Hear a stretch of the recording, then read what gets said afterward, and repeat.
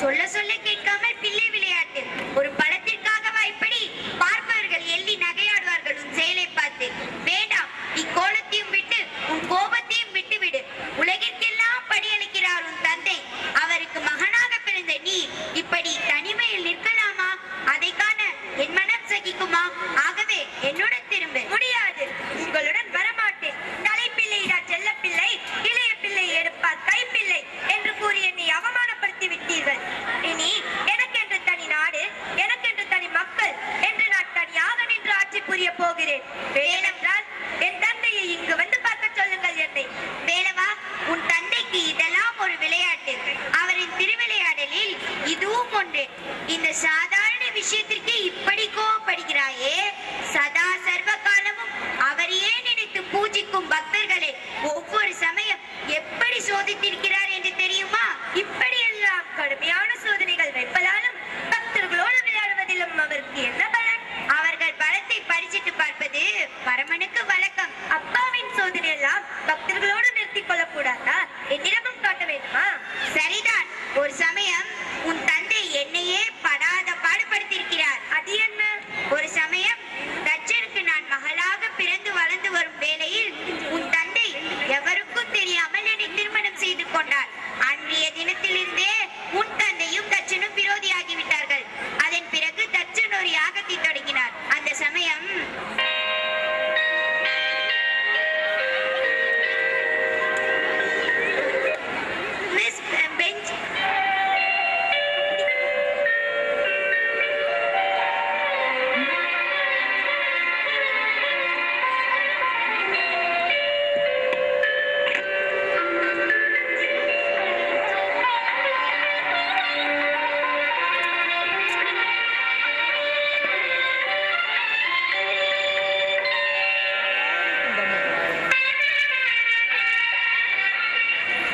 சக்தி இல்லையேல் சிவன் இல்லை, சிவன் இல்லையேல் சக்தியும் இல்லை என்பதை உணர்த்தவே சிவபெருமான் உமையமையான சக்தியிடம் விளையாடிய காட்சியை தற்பொழுது காணலாம்.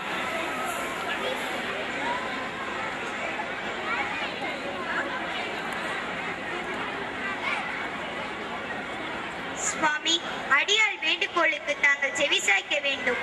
தாட்சாயணி, அனைத்தும் உணர்ந்தவள் நீ. என்னை ஆத்திரப்படுத்தும் வகையில் ஏதும் கேட்க மாட்டாய் என்று எமக்கு தெரியும். பிள்ளைகள் வளர்ந்து ஆளாகிவிட்டால் பெற்றோர்களுக்கு கட்டுப்பட்டவர்கள் தானே? ஆண் பிள்ளையாக இருந்தால் அந்திய காலம் வரை பெற்றோருக்கு கட்டுப்பட்டவர்கள் தான். பெண்ணாக பிறந்து விட்டால் வளர்ந்து ஆளாகி மற்றவருக்கு மாலையிட்டு விட்டால் கணவனுக்கு தான் கட்டுப்பட்டவள். மற்றவருக்கு மாலையிட்ட பின் பெற்றோர்களை அந்த பெண் மறந்துவிட வேண்டியதுதானா? சுற்றி வளைத்து நீ எங்கு வருகிறாய் என்பது எமக்கு புரிகிறது. சுருக்கமாக சொல். சுவாமி, கோவப்பட்டு விடாதீர்கள். மறுபடியும் மன்றாடி கேட்டுக்கொள்கிறேன். என்ன கேட்க போகிறாய்? என் தந்தை தச்சன் நடத்தும் யாகத்திற்கு சென்று வர வேண்டும் என்று என் மனதில் தோன்றுகிறது. உத்தரவு கொடுப்பீர்களா? தாட்சாயணி, என்னை அவமானப்படுத்த வேண்டும் என்பதற்காகவே எனக்கு அழைப்பு விடுக்காமல் யாகத்தை தொடங்கியுள்ளான் தச்சன். அது மட்டுமின்றி எனக்கு வழக்கமாக வந்து சேர வேண்டிய ஆவிர்வாகத்தையும் தர மறுக்கிறான். அப்படிப்பட்ட கொடியவன் நடத்தும் யாகத்திற்கு நீ செல்வதா? பேதையே, அவமானப்பட்டு திரும்ப போகிறாய். இல்லை, என் தந்தை ஈசனுக்கு விரோதி அல்ல என்னும் அளவிற்கு அவர் மனதை மாற்றிவிட்டு வெட்டியோடு திரும்பி வருகிறேன். தாட்சாயணி, ஒரு பெண்ணுக்கு பிறந்த வீடு சாஸ்வதமா, புகுந்த வீடு நிரந்தரமா? பதில் சொல்லிவிட்டு போ. பிறந்த வீட்டிற்கு பெருமையையும் புகுந்த வீட்டிற்கு நற்பெயரையும் தேடி தருவதுதான் ஒரு பெண்ணின் கடமை. ஆனால் நீ உன் கணவன் சொல்லை மீறி அல்லவா உன் தந்தையை காண செல்கிறாய்? என்ன செய்வது? பாசம் என்னை தூண்டுகிறது. பலத்த கொடுமை என் நெஞ்சை வாட்டுகிறது. போவது உங்களுக்கு பிடிக்கவில்லை, போக முடியவில்லை. ஐயனே, புகுந்த வீட்டிற்கும் பிறந்த வீட்டிற்கும் விரோதம் ஏற்பட்ட பிறகு பெண்ணாக பிறந்தவள் இருப்பதை விட இறப்பதே மேல். ஓ, தந்தையின் பாசம் என்னையும் மீறும் அளவிற்கு வந்து விட்டதா? தவறுதான், என்னை மன்னியுங்கள். சென்று வர உத்தரவிடுங்கள் சுவாமி. அவன் உன் தந்தை என்பதால் அவன் செய்த தவறை மறப்பதா? அதற்கு நான் உத்தரவு தருவதா? வெட்கம். சுவாமி, அவர் அழைக்க மறந்ததையும் அவிர்வாகம் கொடுக்காமல் இருப்பதையும் தவறு என்று சுட்டிக்காட்டி அவருக்கு அறிவுரை கூறத்தான் நான் போகிறேன்.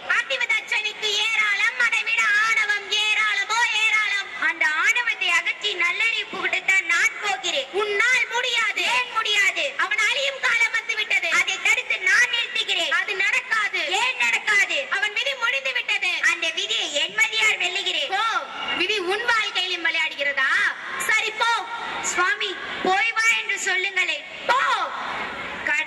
குடிமகளிலிருந்து உலகை காக்கும் ஈசன் குடும்பம் வரை பெண்ணாக பிறப்பது பெரும் தவறு என்று புரிந்துவிட்டது. வருகிறேன். தலைமகளே, நீ ஏன் இவ்வாறு தவறு செய்து விட்டால் என்ன இது என்று தாய் குலமே வருந்தி பேசும் அளவிற்கு பெரும் கேட்டை விளைவிக்க போகிறாய். போ.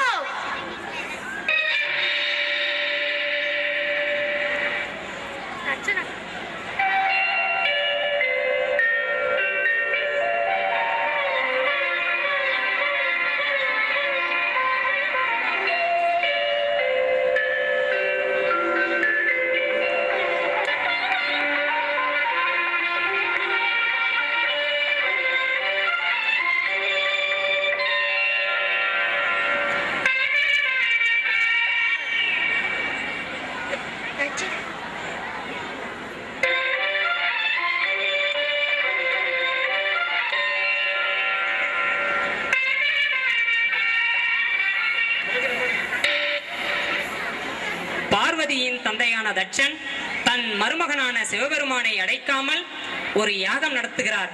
அந்த யாகத்திற்கு பார்வதி தடுத்து நிறுத்தும் காட்சியை தற்போது காணலாம்.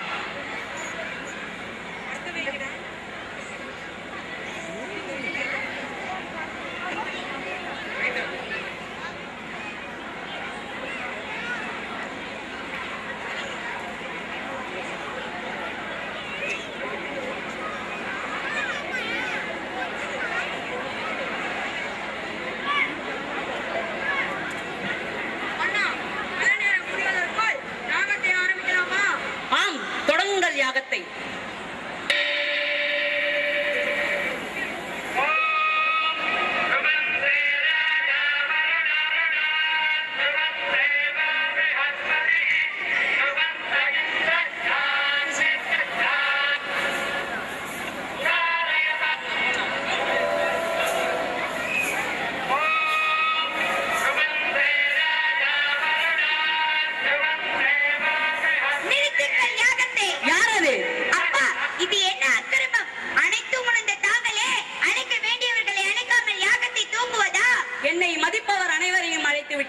மதிக்க தவறியவர்களை எதற்கவும் துணிந்து விட்டேன்.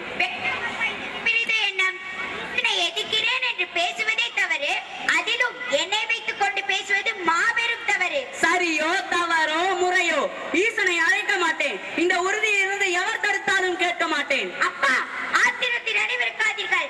மாமனார் வீட்டில் மாபெரும் விழா நடக்கும் சமயம் உமக்கு மருமகன் இல்லாத பெரும் மாபெரும் தவறு என்று தோன்றவில்லையா? மருமகன் யார் அவன்? அப்பா, அந்த ஈசன் எனக்கு மருமகனும் அல்ல, நீ எனக்கு மகள. சென்று விடு. திரும்பி செல்லத்தான் வந்தேனே தவிர உம்மோடு நிரந்தரமாக தங்க வரவில்லை. அதோடு தகாத வழியில் சென்று தன் அழிவுக்கு வழி தேடி கொண்டார் தட்சன் என்ற தவறான பெயரை எடுத்துவிட வேண்டாம் என்று எடுத்து சொல்லவே நான் வந்தேன். நீ யார் எனக்கு எடுத்து சொல்ல? உம்மையும் நீ உலகையும் கட்டி காக்கும் ஈசனின் மனைவி. ஈசனா? ஈசன் சாம்பலை எடுத்து உடம்பெல்லாம் பூசிக்கொள்ளும் பித்தன். நிறுத்து உன் பேச்சை. இனி நான் உனக்கு மகளும் இல்லை, நீ எனக்கு தந்தையும் இல்லை. உன் ஆணவம் அழியட்டும். ஆண்டவனை மதிக்க தவறியோர்க்கெல்லாம் உன் சரித்திரம் ஒரு பாடமாக அமையட்டும். உன் அறிவு எண்ணற்ற வரங்கள் அனைத்தும் தொலைந்து போகட்டும். உன் அகத்தைக்கு தக்க தண்டனை கிடைக்கட்டும், தக்க தண்டனை கிடைக்கட்டும், தக்க தண்டனை கிடைக்கட்டும்.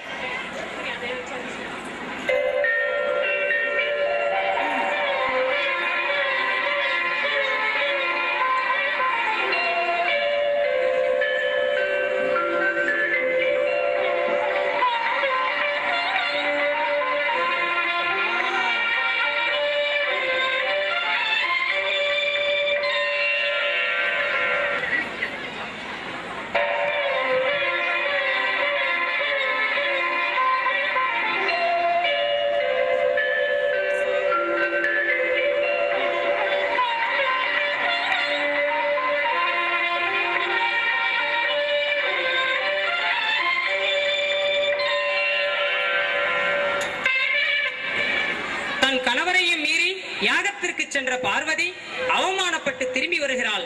பின்பு தன் கணவனிடம் மன்னிப்பு கேட்கும் காட்சியை இப்பொழுது காணலாம். சுவாமி, இறைவா, பரம்பொருளே, எங்கு வந்தாய்? எதற்காக வந்தாய்? எந்த முகத்தோடு என்னை பார்க்க வந்தாய்? என்னை மன்னித்து விடுங்கள் சுவாமி. பெண் புத்தி பின் புத்தி என்று சொல்லிற்கு இலக்கணம் கண்டுவிட்டேன். பாசத்திற்காக சென்று பலனை அனுபவித்து விட்டேன். போதும், நான் ஏற்றுக்கொள்ளுங்கள். இனி உன்னை நான் ஏற்றுக்கொள்வதா? யார் நீ? நான் யார் என்பதை கூடவா மறந்து விட்டீர்கள்? நினைத்தாலும் என் நினைவுக்கு வரவில்லை. என் சொல்லை மீறி சென்ற போதே என் மனைவி மறைந்து விட்டாள். இப்போது என் பரம எதிரி தட்சனின் மகள் தாட்சாயணி தான் என் முன் நிற்கிறாள். என்னை பொறுத்தவரை என் தவறை உணர்ந்து விட்டேன். என்னை மன்னித்தேன் என்று ஒரு வார்த்தை சொல்லுங்களே. மன்னிப்பு மனதால் மாட்டால் காயத்தால் முக்காலும் உனக்கு மன்னிப்பு என்பதே கிடையாது. போக மாட்டேன். சோதித்தது போதும். இனி வேதனையை என்னால் ஒரு காலமும் தாங்க முடியாது. என்னை மன்னித்து ஏற்றுக்கொள்ளுங்கள். சக்தி, இளமை மறந்து பாசத்தால் தவறு செய்து விட்டாய். இதற்கு தக்க தண்டனை நீ என்னை பிரிந்திருப்பதுதான். தவறு செய்வது மனித இயல்பு, மன்னிப்பது தெய்வீக குணம் என்று உலகிற்கே தத்துவம் கூறிய நாங்களா இவ்வாறு பேசுவது? ஆனால் உன் தவறுக்கு மன்னிப்பே கிடையாது. இதற்கு பின் உன் துணை எமக்கு தேவையில்லை. இனி இவ்வுலகத்தை தானே தனித்து இயக்கிக் கொள்வோம். இறுதியாகத்தான் சொல்கிறீர்களா? உறுதியாகவும் சொல்கிறேன். எங்கே என்னை பார்த்து இன்னொரு முறை கூறுங்கள். ஈசனே, என் துணையின்றி உம்மா இவ்வுலகை தனித்து இயங்க முடியாது என்பதை நினைவில் வைத்துக் கொள்ளவும். சக்தி, ஆணவத்தால் அழியாதே. சர்வம் சிவமயம். சப்தரிஷிகள், பூதகணங்கள் மற்றும் உங்கள் சகாக்கள் அனைவரையும் அழைத்து கேளுங்கள்.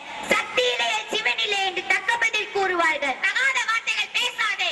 சிவம் தான் உலகில் சிறந்தது. இல்லை இல்லை, சக்தி தானே உலகில் உயர்ந்தவள். சிவமில்லை, சக்தி இல்லை. சக்தியிலே சிவனும் இல்லை. ஆணுக்கு பெண் அடிமை. அந்த ஆணையம் பெற்று தருவது பெண்மை. சக்தி மாயா. சக்தி மாயா. சக்தி மாயா. சக்தி மாயா.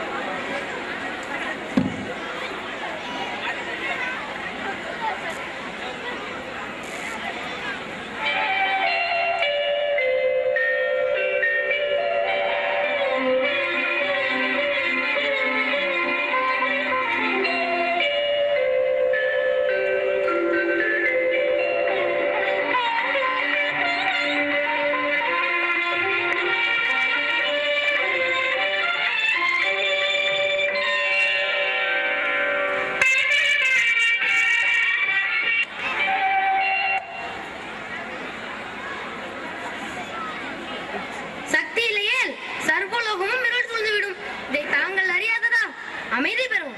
உலகில் உள்ள அனைத்து ஜீவராசிகளுக்கும் படி அளப்பவர் தாங்கள். தாங்களே இவ்வாறு செய்யலாமா?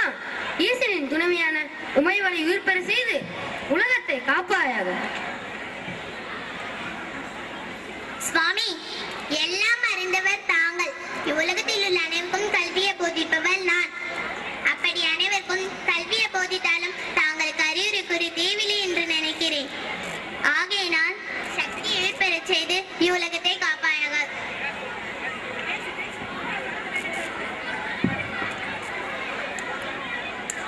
பரமணி, அறிந்தும் அறியாமலும் தவறி போய் எதற்கெந்த தாண்டவம் ஆடினார்? சக்தியிலேயே சிவமில்லை, சிவமில்லையே சக்தியும் இல்லை. இருவரும் இணைந்திருப்பதுதானே உலகம். ஆகவே சினம் தணிந்து உமையவளை உயிர் பெற செய்து சிவசக்தி தமையராய் காட்சியளியும். ஆம் சுவாமி, சக்தி இல்லை என்றா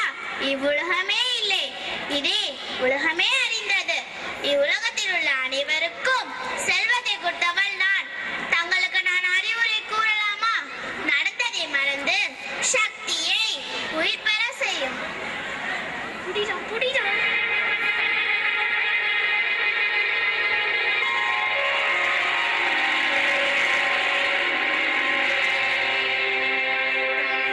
மன்னித்து விடுங்கள் சுவாமி. தங்களை விட்டு பிரியக்கூடாது என்ற மனவேதனை தவறாக பேசிவிட்டேன். மன்னி தவறில்லை. சக்தி, ஆணும் பெண்ணும் சேர்ந்ததுதான் இவ்வுலகம் என்பதை அனைவரும் உணர வேண்டும் என்பதற்காகவே யாம் உன்னோடு விளையாடினோம். இனி நீ இன்றி நான் இல்லை, நான் இன்றி நீ இல்லை.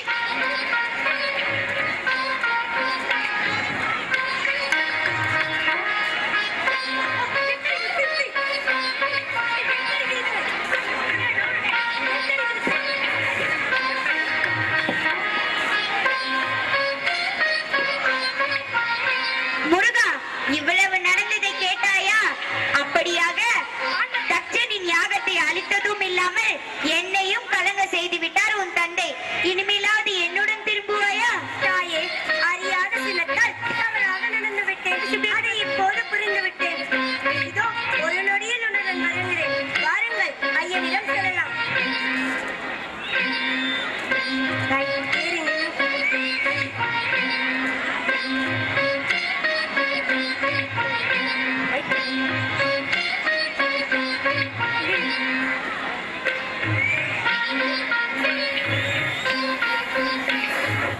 நாராயண நாராயண நாராயண நாராயண நாராயண நாராயண.